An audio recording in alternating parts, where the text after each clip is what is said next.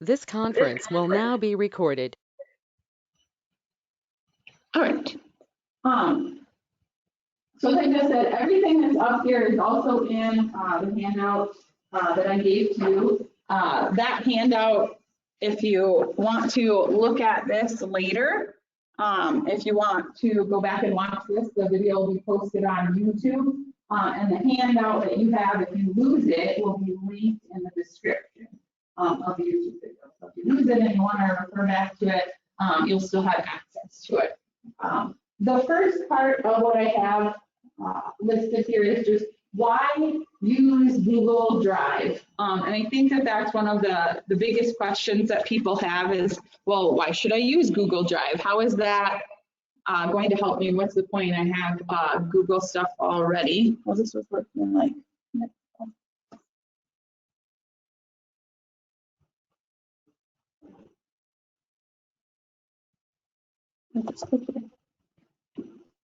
And there are a few different reasons. One of the nice things about using Google Drive is that your files are stored in the cloud. Well, what does that mean if you're in the cloud all the time? Basically, you can access those files from anywhere. You can have it on your phone. You can have it on your home PC. You can come to the library and use one of our desk computers, and you can access those files. As opposed to using a Word document, generally you have those Word documents stored on your home computer and you have to put it on a flash drive or something like that, take it someplace else. Google Drive is all out there on the internet. So you just log into your Google account and you can get any of those files. And so if you're somebody who frequently wants to share files with other people, it's really convenient that way. Or if you're somebody who uses a lot of public computers, that's really helpful as well. Now, basically, any computer, if you use the library computers, you don't have to use a flash drive, and that's really helpful. A lot of people leave their flash drives in the computers when they use them, so not having to worry about that at all is helpful. Google Files saves most information automatically, and the main reason I say most and not all is if you're working in a spreadsheet and you type something into a cell, and you don't go out of that cell, it won't save that singular cell until you go out of it. And that's something that my students learned a lot when they were trying to enter things into cell. They close it without hitting enter and moving out of that cell. But generally everything else, as you're typing it, Google is automatically saving it. So if your computer shuts off or you're at a public computer and you run out of computer time, that stuff is already automatically saved for you. You're good to go. You're not going to use anything. You can share files with family or friends without having to add an attachment to an email. So that's something really helpful too, that if you don't have a reason to send them an email to say much to them, you just really want, hey, here's this slideshow pictures that I put together, I want you to look at it. You can share it with them and they can look at it. You don't have to send an email attached like a slideshow to it. Hope that it goes through because the file is really big or anything like that. You can just hit share, you can type their email address, you can type a little message to them that they'll get with the email that says, hey, so-and-so shared a document with you, and then they can open it up. I will talk a little bit about share permissions when I go through and talk about like Google Docs and Google Slides, because there is one little hiccup in there, especially if you're using an email address like a part of an organization. But a lot of times the privacy is automatically set to basically only individuals that you share it with. But if you want to share something with a lot of people and you just want to share a link with them, you have to change the permissions. You can also access the files on your phone with the Google Drive app, and I'll give an example of that. So I have 3 children that all swim. And so one of the things I keep track of is their time. How are their times? Are they improving? That sort of thing. So I have a Google Sheet document that has all of their swim times in it. And when I'm at a meet, I can have that document pulled up on my phone. And when they finish that race, I can type their time in and have it right there on the document ready to go. And then when I'm at home later and I don't remember what their time is, I can pull up that document. So it's really nice that you can kind of instantly type things in. Or if you were working on a document and you remembered something later, you can go in and edit it quickly on your phone if you have the app to do that on your phone. And then the really nice thing is that multiple people can work in the same Google Doc simultaneously. So here at the library, we use Dropbox. And if you've used Dropbox, you're familiar with the fact that if two people open the same document in Dropbox, there are two different versions of it now, that you're not working on the same documents anymore. But in Google Drive, you can have 10 people all in the same document working on something simultaneously. So if there's a table in there and one person is working on decorations for an event, and another person is working on food, and another person is as long as you're not trying to type into the same cell, all of those people can work in the document all at the same time. So it's really good for collaboration. If you have a meeting and you have a couple of people that are trying to help take notes or something like that, you can have two people that are in the same document working at the same time. So that's something really nice about it. All right, so the next part is, now that you know why you should have a Google account, the next part is about creating a Google account. So if you don't already have a Google account, one of the things that people don't understand is that you can actually use your existing email address. Let's say I have an iCloud email address and I use that all the time, and I don't want a Gmail account because I use my iCloud one. That's the one I use. You can create a Google account with that iCloud email address. You don't have to get an @gmail.com email address. You don't have to do that to have a Google account. If you want a Google account, you can go ahead and create a Gmail address for your Google account. It shows some screenshots on here and up here. So basically, if you want to create a brand new account, you're going to type in the top part. If you don't want to create a brand new email address and everything, you just say use my current email address instead, and then you can enter it. It can be a Yahoo, Hotmail, any other. If you have like a Midco email address or an Outlook email address, you can use any of those to create your Google account. And it hasn't always been that way. Originally, you had to have the Gmail account, but now you don't have to. You can use an existing email to create that account, which is really nice if you don't need another email account or anything like that. Wow. And you can use your email. Yes. Yeah, you can use that to create a Google account. So just hitting that, use my current email address instead, and you can type that in. You need to make sure you have access to that other account because it will ask you to confirm an email. So log into that account, do that confirmation email, click on it and say, yes, this is my account, and it will make that account for you. Let's see. Or will it be there'll be a separate password for it? You can use the same password if you would like to, but you'll have to enter the password again. Before I go on to the next one, so I have some information here that isn't in the slide, just talking about keeping track of your password. So the number one thing that we deal with here at the library is people that don't know their passwords to get into their account. And most of the time, I mean, it's because technology makes it easy, right? Our phone remembers our password. We almost never have to log in until we get a new phone, and then we go, oh, I haven't entered that password in 2 years. I don't know what it is.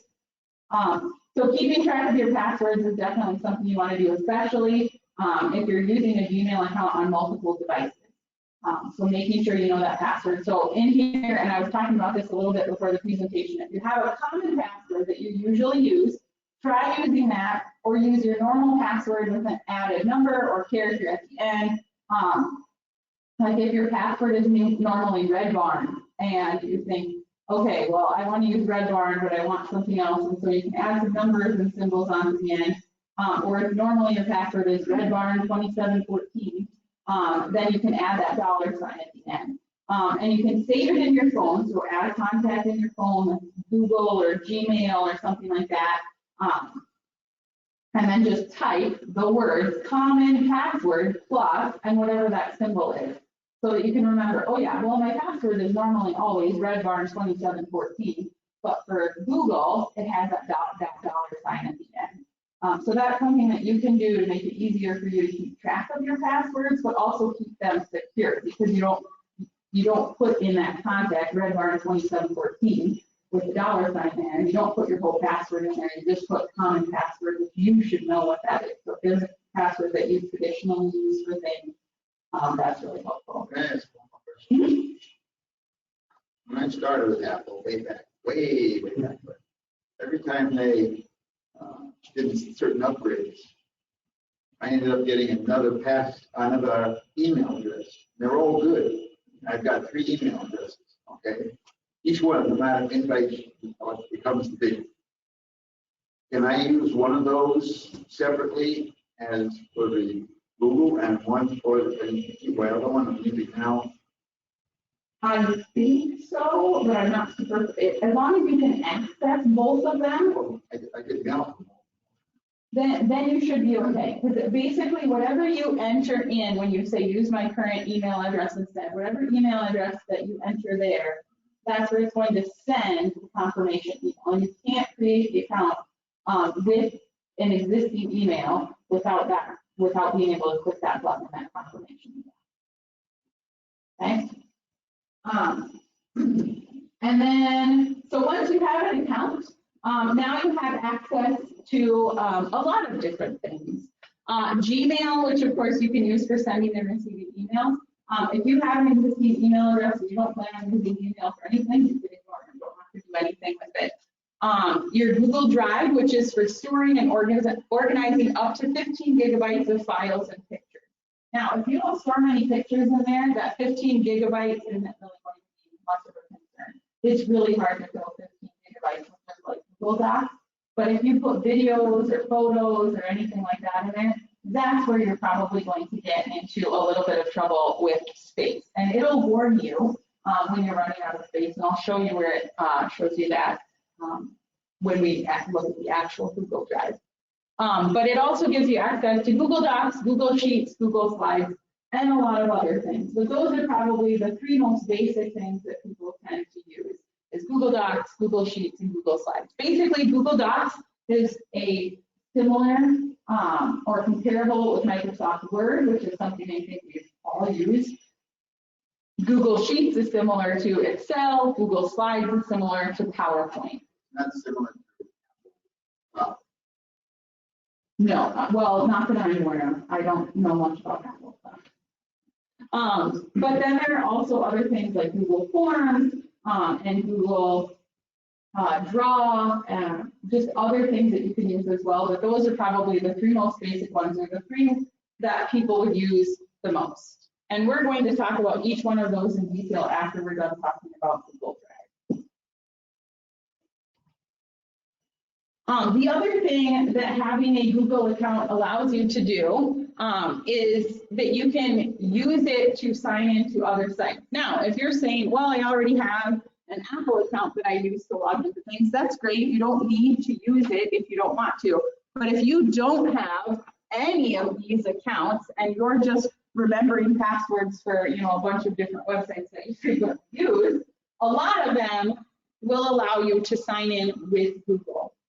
And so once you have that Google account created, when you get to the page, you can click continue with Google. It'll ask for permission to access your Google account for verification, that sort of thing. But you can use that to help you log in more easily. And the really nice thing about that is that you can log in without having to remember all of those different passwords. You just need to remember your Google password. The tricky part about that is making sure that if you're logging in with your Google password, that you have a password that is strong and secure. Because if you're saying, well, I'm connecting it to 10 different websites, well, if you connect it to 10 different websites that you can log in with, and you have a really insecure password or a really simple password, somebody else can get into your account easily, and you don't want that to happen. So make sure you have a nice, strong, secure password.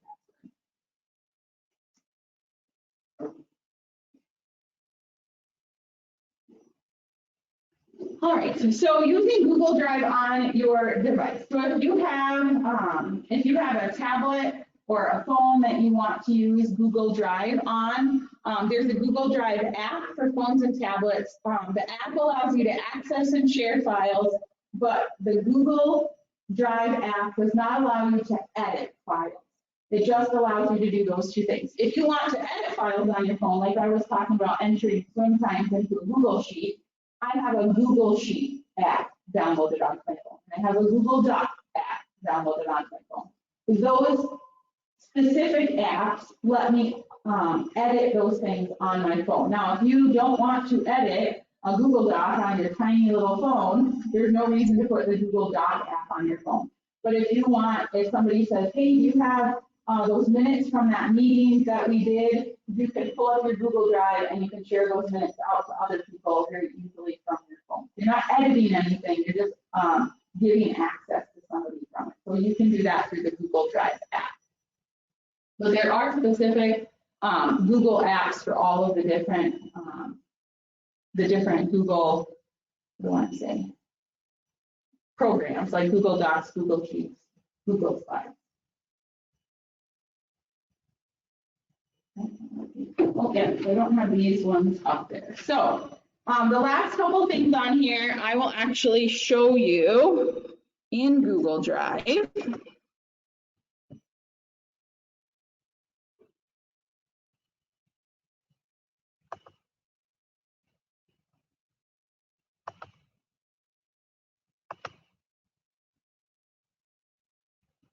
All right, so this is what your Google Drive looks like when you are logged in and you are in your Google Drive.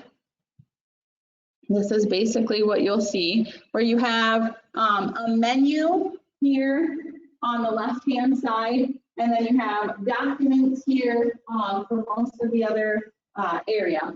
The menu on the left-hand side is the main area that you will use when you're navigating in your Google Drive. If you want to create a new document or a new folder, that's what this button is for. So you can say new folder, new file upload, new folder upload.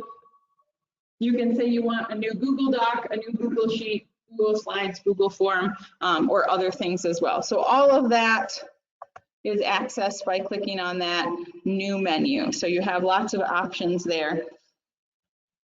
Also, it shows you your navigation over here on this side. So if I click on this little arrow, you can see the different folders that we have within our Google Drive. And if you've used Google Drive but you haven't really organized anything in Google Drive, creating folders is probably the best place to start. So think about, what do you need folders for? Like, well, I use Google Drive for my church, I use it for my job, I use it for my own personal thing. Well, then create 3 folders, church, job, personal. And then you can organize those things within there. So anytime you say that you want, for example, a new folder, make sure that you are in the place where you want that folder to be. So if I want my new folder in Youth 2021, then I want to be in Youth 2021. Hang on a sec.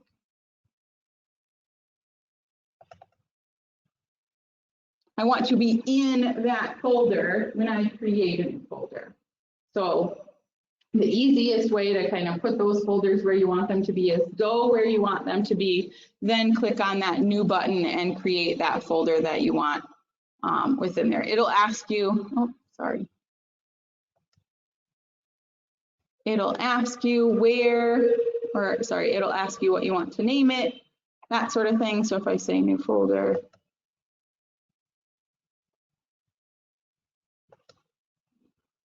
and then you can title that folder whatever you want and hit create. If you didn't mean to create that folder there, you can always hit cancel, and then it won't create the folder at all. So that's the main menu stuff is right there on that side. You can connect Google Drive with your desktop. That's where that computers comes in, this right here. Basically, if you, and I don't use that a lot because a lot of things that I create on my PC, I don't necessarily want my Google Drive, but if you want the two to sync, you can sync those two, and then that would be under computers. And then the folder that people frequently need is the shared with me folder, and that's documents that other people have shared out to you. So for example, I am logged into the library's Google Drive account, not my own personal one. But I created these and then I shared them with the library's Google account so that I could access them for this presentation. So those things are found in the shared with me folder. If somebody says, I shared a Google Doc with you, probably in the shared with me folder. And if you look at the last page in the handout, this is where things get a little bit more complicated when you're trying to figure out what you're looking at.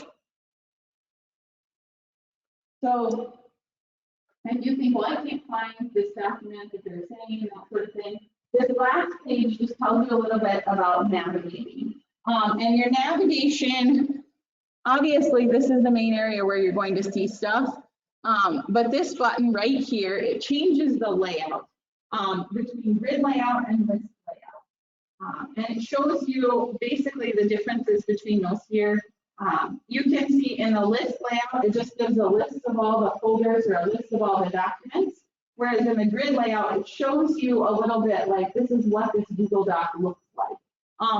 Right now I'm on grid view, and so if I click on this, it'll switch to list view, and you can see that then it switched from showing a little preview of that slideshow to actually showing just the file name for that slideshow.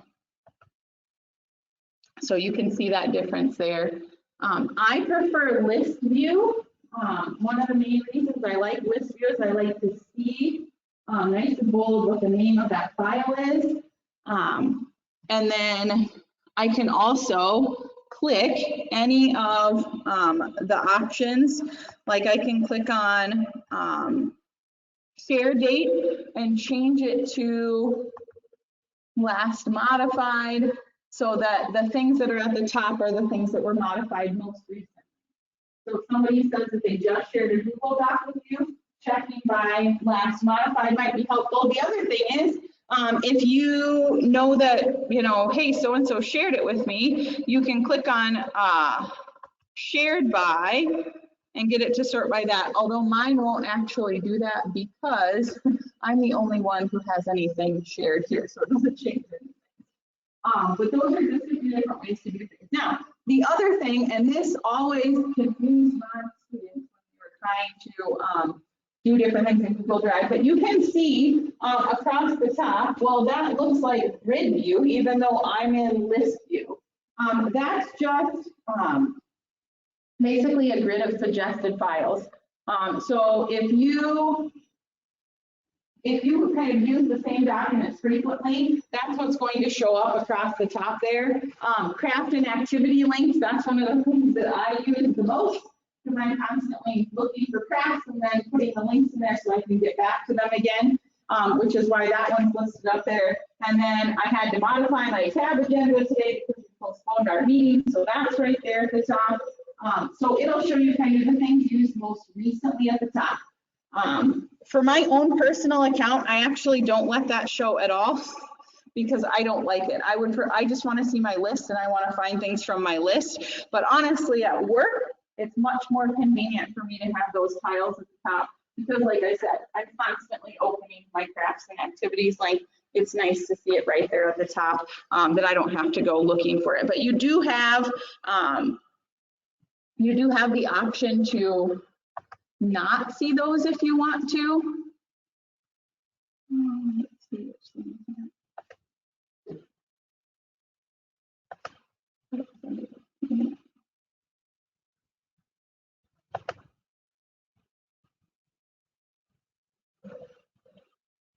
Yeah, so right here under settings, you can uncheck the box to show suggested files in My Drive. So you just click on the little gear wheel, click on settings, and then say, don't show the suggested files in My Drive. And if you click on that, and then go back.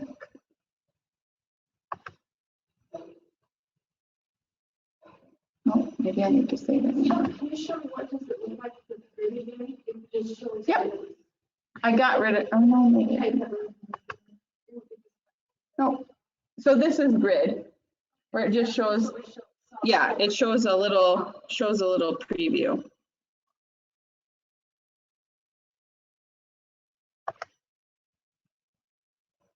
So how do you add a sheet? I mean, not a sheet, a document. Okay, and no, but that's basically where we're going next. Okay. So we've gone through everything that I have in the handout.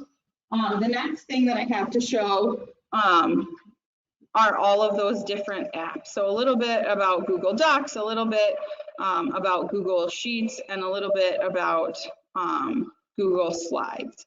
So there's a few different ways that you can access what you're looking for. And if you want, when you're just on like a regular Google page, like when I'm here, you can click the little waffle and you can scroll down if you know you just want a Google Doc, and you can click on Docs. So that's one of the ways you can access it. Another way you can access it is by going to Google Drive and saying new Google Doc. And so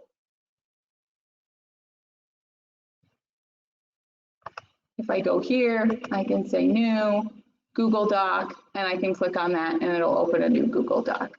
But this is if I just go to regular Google Docs, it's going to show up like this. It'll show recent documents that I have, but then it also shows different options or templates for starting a new document. And that is really, really nice if you know, like, hey, I need to use a Google Doc to create a resume. Okay, so if that's something you need to do, you can use a template. And that's really nice because it gives you something to go by and you don't have to worry about putting in a bunch of tabs and things like that on your own. So if I go here and I click on resume, it'll open up kind of a basic layout of a resume, and then you can do that and you can go from there. Now, if that's not what you want, then you can just open a regular Google Doc that's like a Word document.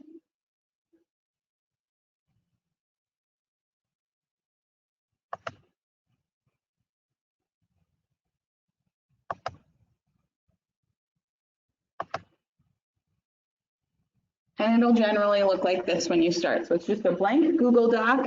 One of the most important things, especially when it comes to organization in Google Drive, one of the very first things that you should do is title your Google Docs. And a lot of people forget to do that. And so they have about 35 documents that all say Untitled Google Doc. But right here, you can click and you can type it. Also, if you've already worked on your document, and let's say you put a heading at the top, and I type, Google Doc instructions. When I click up there, it's going to put Google Doc instructions up there automatically. If that's not what you want it titled, you can change it. If that is what you want it titled, then you can just leave it and move on. But that's how it's going to show up in your Drive. And basically, you want to title it something so that you can easily search for it in your Google Drive and get it to come up. So that's another feature that Google Drive has. That you think, well, I know I have that document titled book recommendations, but I'm scrolling and I don't see it. You can type book recommendations and search for it, and then it will come up in that search. So titling it something that makes sense with what it is really important so that you can find it again later, especially if you have, hundreds of Google Docs in there and you're looking for something that you made a year ago. The easiest way to find it is going to be to search for it. That's pretty much what Microsoft Word. Yep. You can search pretty much the same way as you can in Word. All right, a few things that I have to go through for Google Docs. So your main thing here, you're underneath File.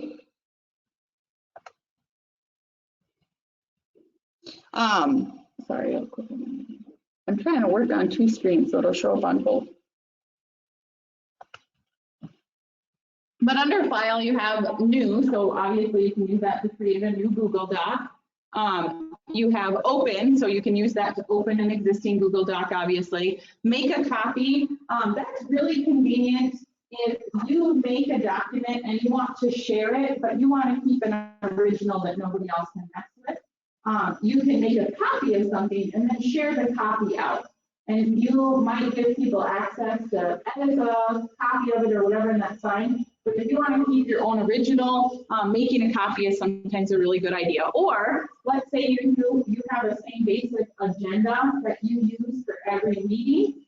You can create an agenda template and then make a copy and title it January agenda, make a copy, February agenda. And I do that really frequently with like storytime lesson plan. So I have a template for it that has my basic information in there of the format of the layout for story time, and then I make a copy of it each month and fill in the things that I need. If you plan to do that, when you title that document, title it template, so that you remember that that's your template. If you accidentally type in it, I can show you how you can kind of fix that.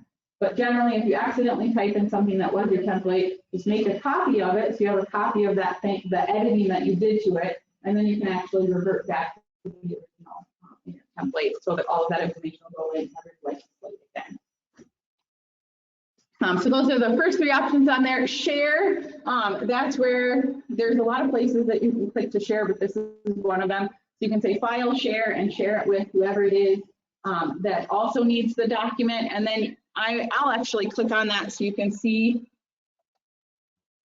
Does the person you're sharing with don't have to have Google Drive to be able to know that document? Yes. Because I'm thinking if I were to share something, you know, to fill in time slots, you know. Yes, they would need to have Google Drive or Google Sheets or something like that. The thing to remember is everybody can get an account for free. And so sometimes it's a matter of kind of forcing people into it, like, hey, we need everybody to use the same format because this is what's easiest. And you can watch Kathy's video on how to create your own Google account. But that is, they have to have an account generally to do that. Google Forms is different. Google Forms does not require you to have a Google account. So there is a possibility that you could use a Google form if people need to fill things in, but then they won't see that other document that has all the information in it. They just see the information that they're typing in and they submit it. But here you can type in someone's name so that you're sharing it with them. So I can type in here.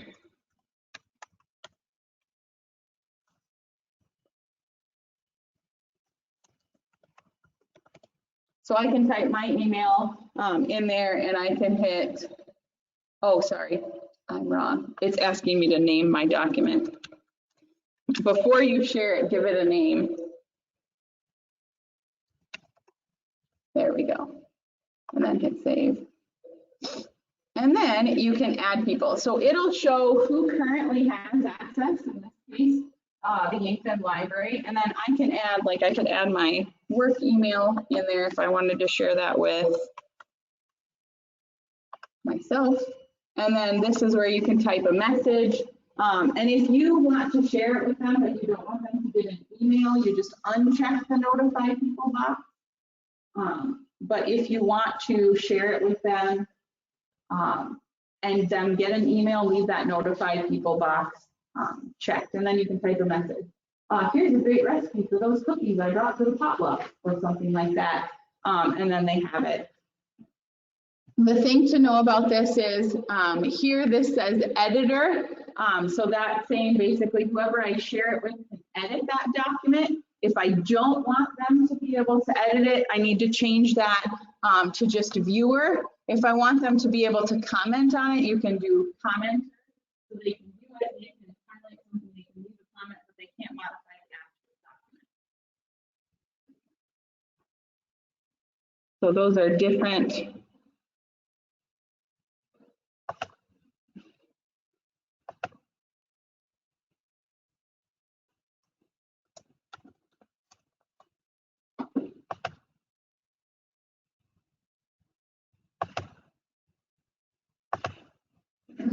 But just different ways where you can leave a message in there and tell them.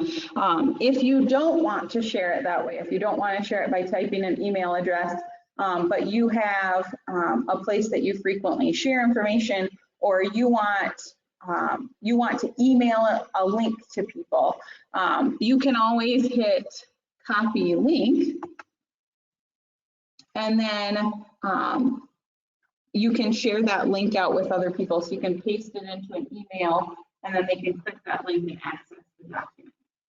So that's just another option, is using that copy link, where you can copy and paste it into an email address and they can get it that way. But that's really convenient if you're sending it to, say, like 10 people and you already have an email group set up, that sometimes it's easier to just copy and paste the link into an email and send it out, rather than adding 10 different people's email addresses in Google Drive. A lot of times though, if they have Google Drive and you type it out, it'll find them, especially if you've emailed them before. So that's something that's helpful too.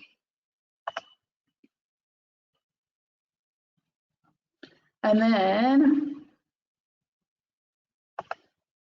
one of the things I want to point out on here, just because I hit that copy link button, is you can see where it says general access restricted. And it says only people with access can open the link. So basically what that means is I copy the link, I send it out, but I didn't add anybody to, up here where it says add people. They won't actually be able to access it. So if you are sending a link, one of the most important things to do is click on that restricted and change it to anyone with the link. So if you click on it and anyone with the link, now it'll say anyone on the internet with that link can view. Keep in mind, if you're posting it someplace publicly, anybody who clicks on the link can get to it. But that's just kind of a simpler way to do that. If somebody says, hey, I got that link, but I can't access it, can you give me access to it? Rather than granting access to each individual, generally you can come here and just change that from restricted to anyone with the link, and then a lot of people, anybody who has the link can access it. So that was our share on our menu. Yeah, all of that was under the share icon. You can also click email. I don't use that very often just because there are easier ways to share it rather than using the email option. Download I use all the time. If I created a document and now I want to, I'm going to print it off and that sort of thing, or I want to save it on my computer. So then I can download the document and it gives you options. I can download it as a Microsoft Word document or an open document format. Generally, the two that I use the most, if I want to use it in Microsoft Word, I hit Microsoft Word.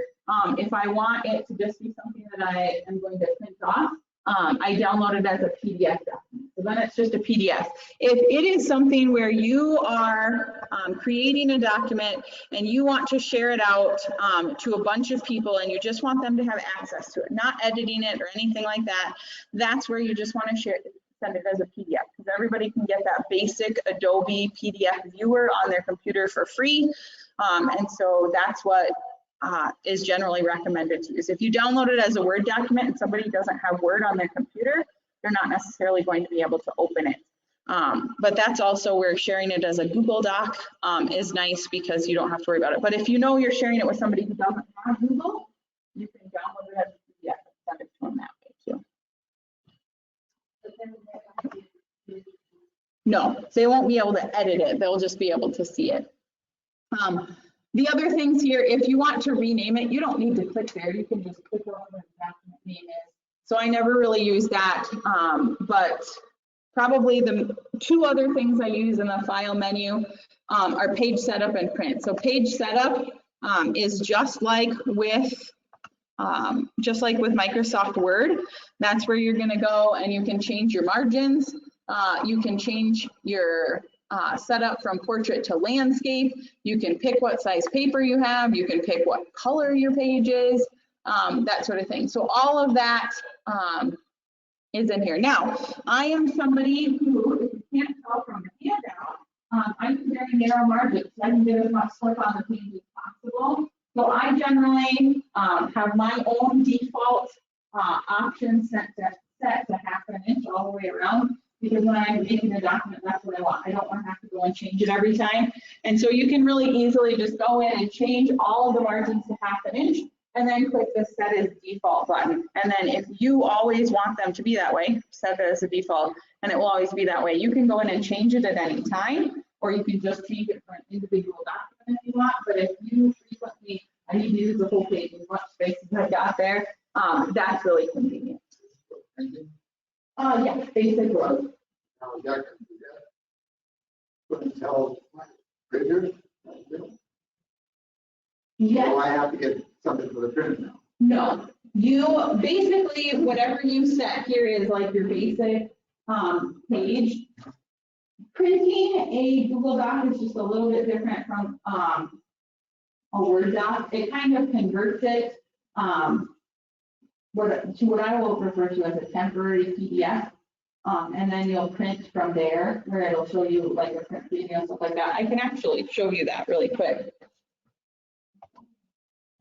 If I go File, Print, it'll come up. It'll come up here. It'll show you a preview. Obviously, my page is blank, so there isn't actually anything to show, but it'll show you a preview of it.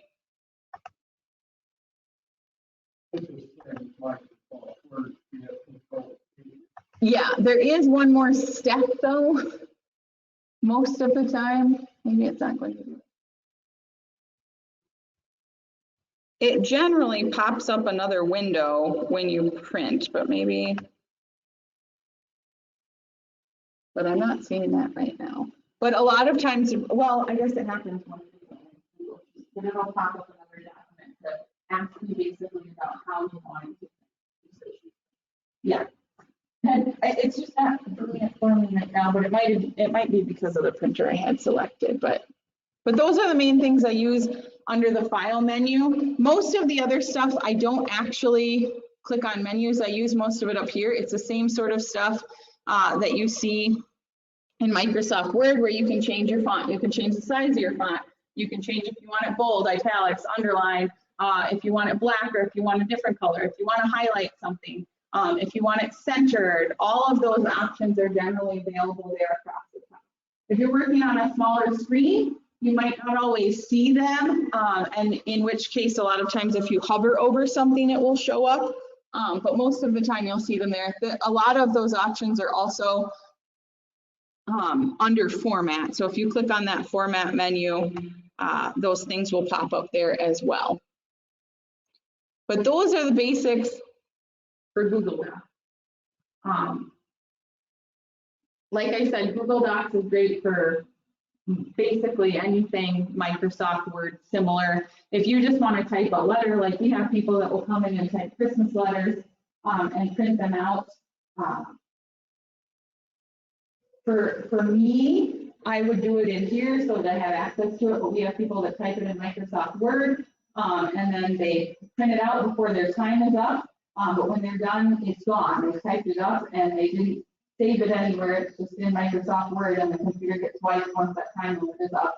So if it's something where you want to have access to again and again, using a Google Doc is generally a better option. All right, I will go through our next one, which is Google Sheets.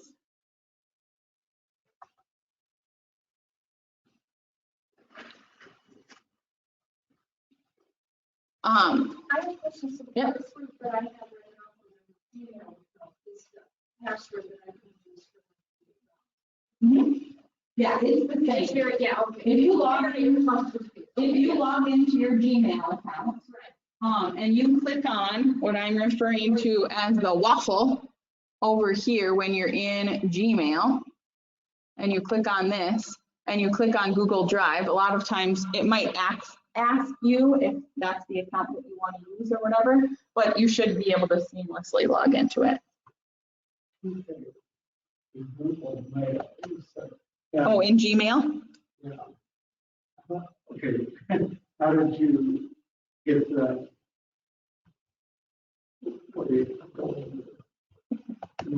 So right now, so you can have just a basic, a blank webpage open. And if you're either using Google Chrome, this is what will pop up. Or if you go to google.com, this is what you see generally. And then what I have been referring to as the waffle is this over here. So next to the waffle, it shows your Google account. So if you hover over it, it tells you what account you're in. But otherwise, that waffle is your main, or like your main navigation for Google. All of those main apps are in there, like Google Drive, Google Maps, Gmail, Calendar, which I said I should really keep track on Calendar. Boy, Google Calendar has a lot. But it shows you all of those apps in there. You just have to scroll down. So that's a really easy way to navigate all those different, all the different Google apps. Well, you can access it. So if I go to Gmail,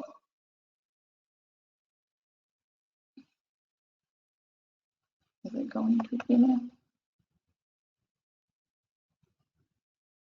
So if I'm in Gmail, that waffle is still there.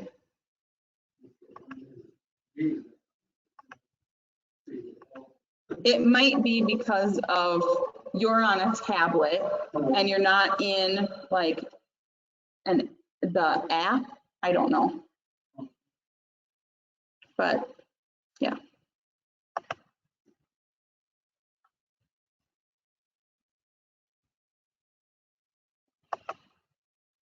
But yeah, so you should be able to see those from anywhere. All right.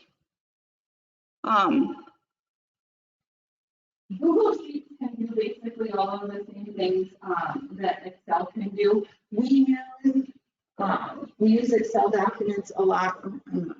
We use spreadsheets a lot for calculating different things, whether it's statistics or programs and things like that. But the great thing about using Google Sheets is that you can average things and add things and multiply things. You can very easily date things. They're different. So if I put a date in here, so today's the 4th. And then I actually just need something for each day. I can just drag and drop to get it to go down.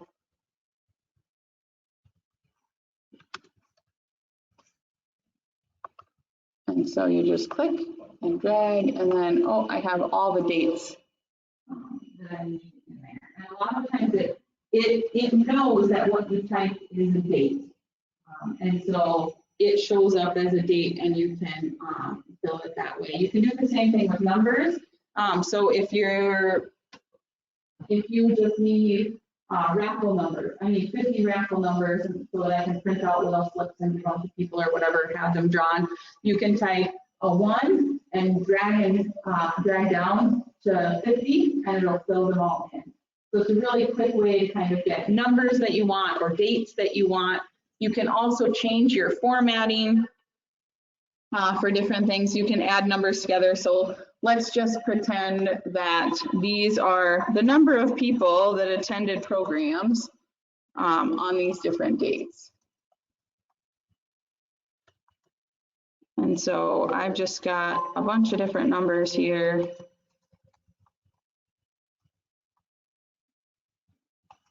And then I want to add them up.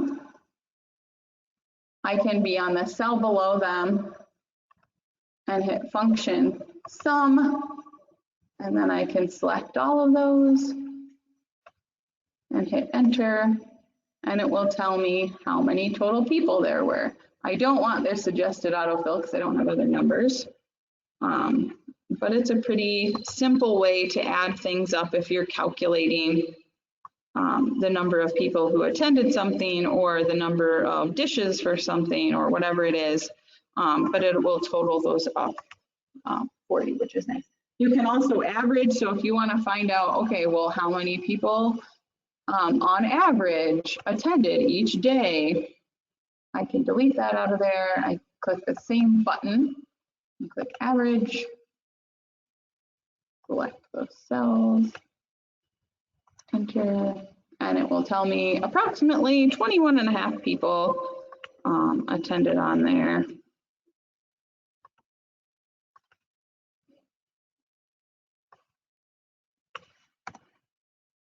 And so for me, those are probably some of the functions that I use the most. There are some really, really great templates out there. So let's say you want a printable calendar that you can type things into. So at our house, everybody is way too busy. We can't remember what we're supposed to eat for supper one night.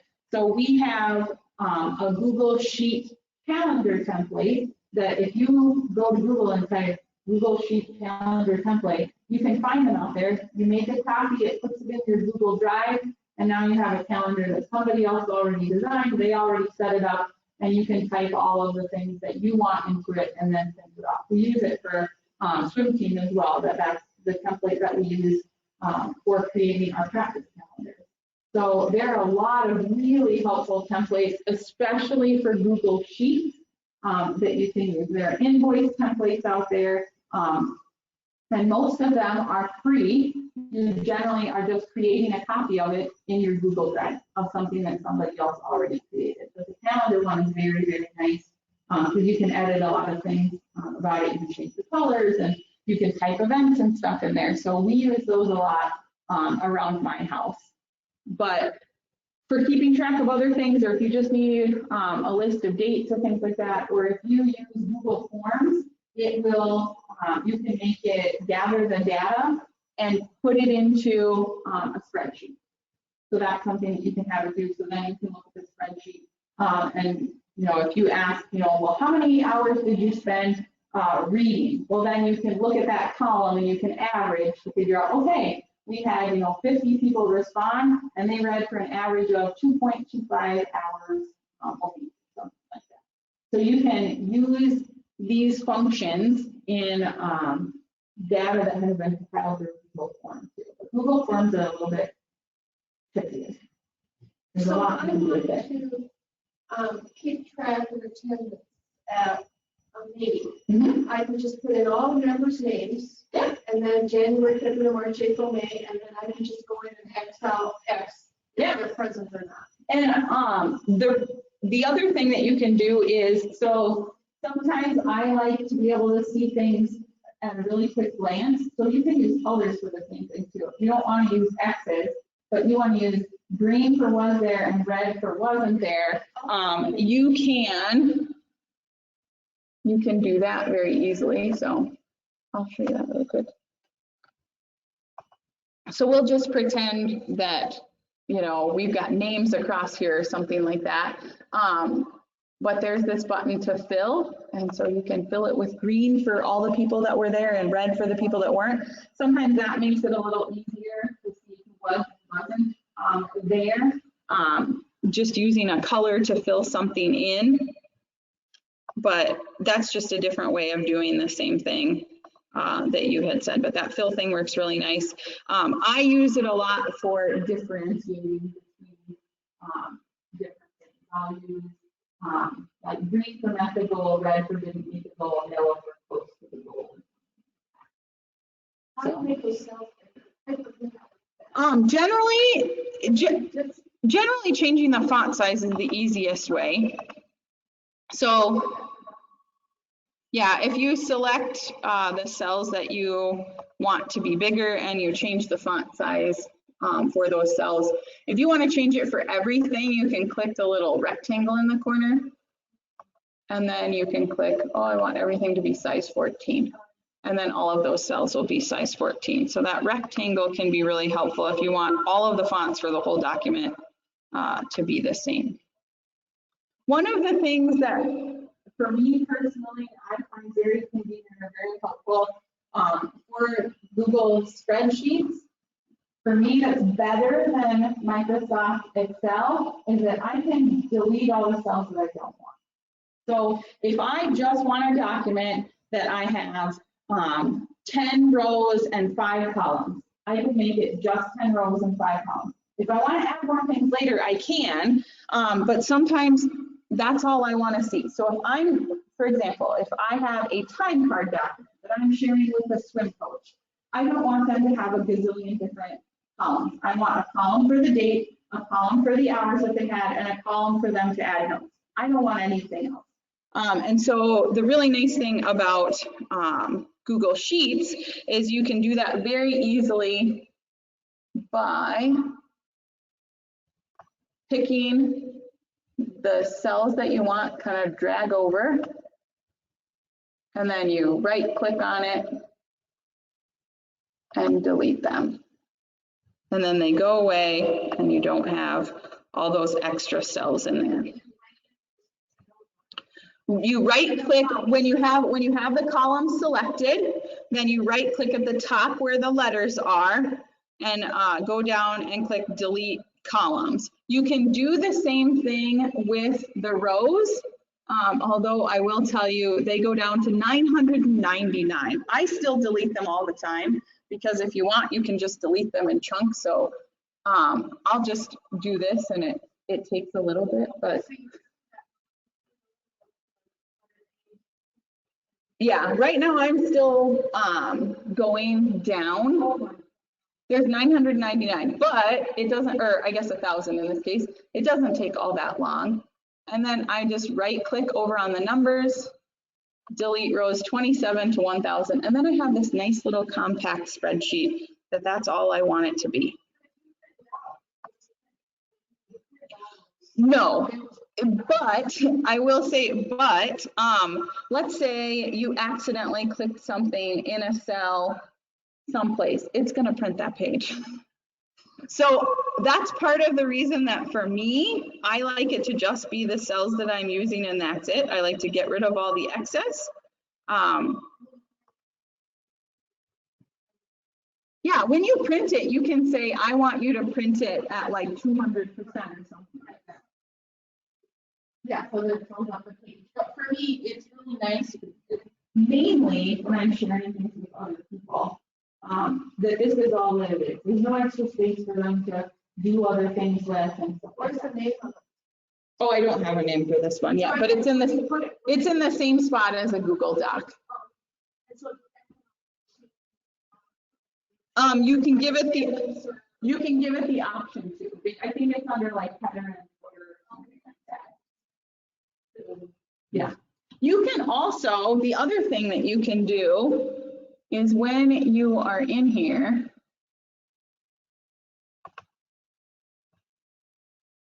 I can insert a row above, and in that row, I can select all of those columns and I can hit the merge cells button and I can type attendance, and then I can tell it I want it centered, and then it'll print on there too. And a lot of things in Excel deal with right clicking, and most of the time it's right clicking on the numbers that go down the side or the letters that go across the top. I use merge a lot because there are certain things that I need a larger cell for something.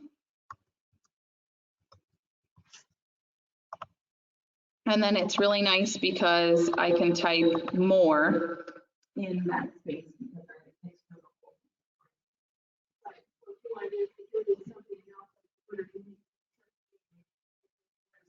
Yeah, you can go over to the side. I can click on 13 and I can tell it I want to insert one above or one below. So really simple navigation. Most of the time it's very straightforward. I think Microsoft is default to inserting above, or Microsoft default to inserting above, but Google gives you the option to say where you want to go. The other thing that you can do with Google Sheets is you can have multiple things all in the same document. So for example, I talked about there are great templates that have calendars. Well, those calendar templates have all of the months across the bottom. So they're all one document. It's all in this one Google spreadsheet, but January, February, March, whatever, goes across the bottom of that sheet. And so that's convenient because all your calendars in one place. You don't have to separate. spreadsheet for each one. But it's also convenient that if you want to delete it, you can click on that sheet and get rid of it. You can also name it. So if I want this to be attendance, but then I want to have another one that's volunteering, I can click on that one, it's attendance, and then I can click the plus button to add a sheet, and then I can name that one volunteering. And so all you have to do is double click on the name of the sheet down at the bottom. And the plus will always give you an extra sheet to name whatever you want. And so that's just a really nice way that you can kind of keep things. If you have a bunch of related documents, Excel documents, you can put them all in one and have them.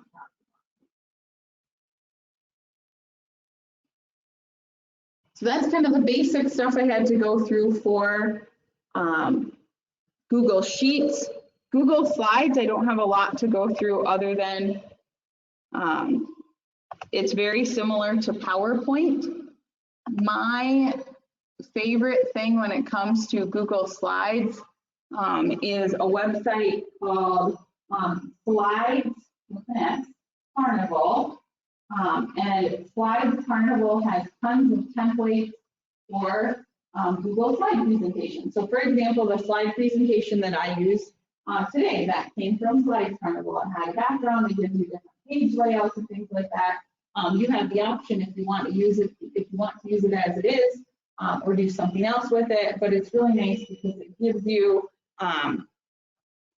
more templates that are kind of fun to use. Most of the templates that Google Slides gives you, in my opinion, they're kind of boring. But they're all found down the right-hand side. So you can scroll through and you can pick a template and it will apply it to all of your slides. So if you like this, you can click on it. If you use if you use Slides Carnival, it's basically a giant presentation, and then you can delete the slides if you want, or delete the ones that you don't want, keep the ones that you do want, but you're essentially making a copy of somebody else's slide.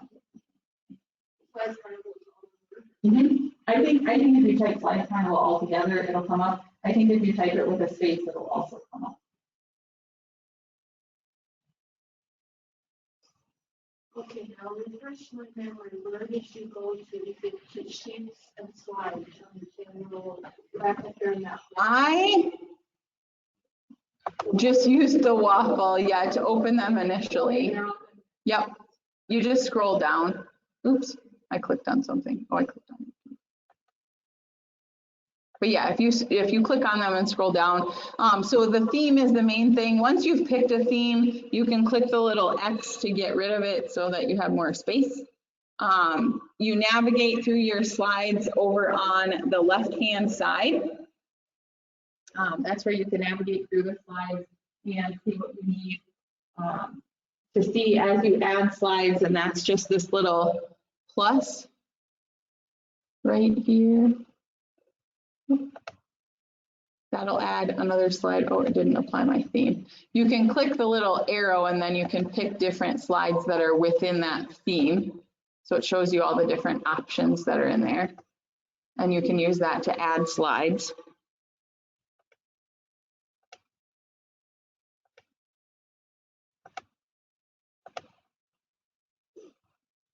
And then you can just click on them to navigate through them. You can also generally arrow through them. If you use the arrows on your computer, you can go through them that way. You can add text boxes and things like that to them.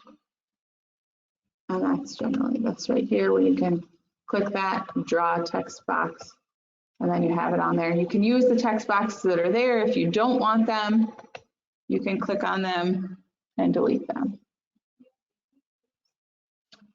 Yes, but that's a little bit more complicated than I was planning to do. You can add music, you can embed YouTube videos into slides and things like that too. That's something that I generally show my students how to do for presentations and to had a short video clip or something they wanted to show, I showed them how they could insert. And that's, yeah, a little bit more complicated. You can insert pictures very easily. Google Slides is a really nice way to share pictures with people. You can upload from your computer, you can upload from your drive. If you have Google Photos on your phone, you can upload through that. So there are a lot of different options for adding photos to the slides. But all of that is under insert. And there's audio listed in that menu and video listed in that menu. If you keep things in your Google Drive, it's really easy to insert them into a Google slide.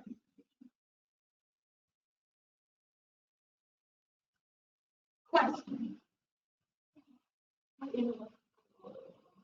No, that's okay. That's what this is for, so that you can understand how to use things. So to view the slideshow, you just hit the slideshow button here and it'll show it as a slideshow. And to get out of it, you can hit escape.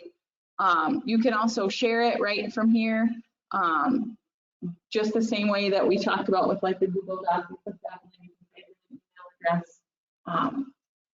One of the things that I did want to show was, let's see. One of the things I did want to show is edit history.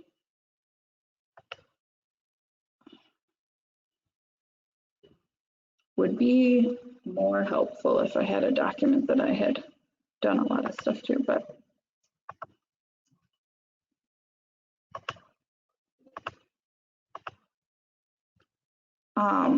but essentially, there's a button that you can hit to see all changes that were made to a document. So it says last edit was made 2 hours ago. And so I can click on that and I can see what was changed. So I can see that here, that's the slide that I changed because it'll highlight it and show me that. But basically, edit history is really nice if you mess something up. So I was talking about if you have a template that you use. And so I have a template for my story time. And if I type something in there and I didn't want to, I'll make a copy of it and then I'll go to my edit history. And then you can see over here on the side, the different versions. So I can go back here and there's a nice yellow button that says restore this version. And so I just copied and pasted my information in here, but this was what the template looked like before I started. And so I can restore that version if that's what I want to do. That doesn't actually matter, whether or not you save it with the word template in there or not. Any Google Doc has an edit history. It won't show everything in detail, but generally it shows every time you close the document or every time you open the document. That was one of the easiest ways for teachers to catch plagiarism. You had nothing, and then you had 5 pages in 2 minutes. So it shows that. It also shows when you edit it. So if you think, okay, I know I changed something on Wednesday, but what did I change? You can see what you changed on Wednesday. It'll show you exactly that. So that's really, really nice. If you have multiple people working on one document, and you open the document and you go, everything's gone. Where did it go? Because somebody had editing rights, they didn't know what they were doing, they deleted the thing. You can go to the edit history. Not only can you restore it, so you can get it back, but you can also see who messed it up. So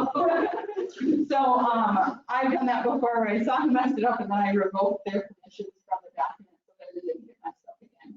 But that's kind of a convenient thing. If something drastic changes about it, you can go back and revert to a previous version of it. And you can also, like I said, if it's shared with multiple people, you can see who made the change.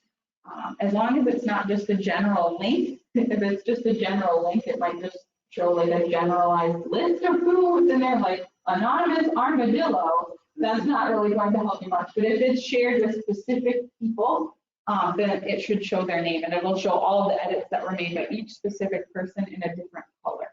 So you can see what. So that's in that any of your documents that you're in, whether it's a Google spreadsheet or whatever, it will always say, yep, last edit was 9 minutes ago. And so you can click on that. Yep, and it'll show this was what we started with. And then this is where we're currently at, so.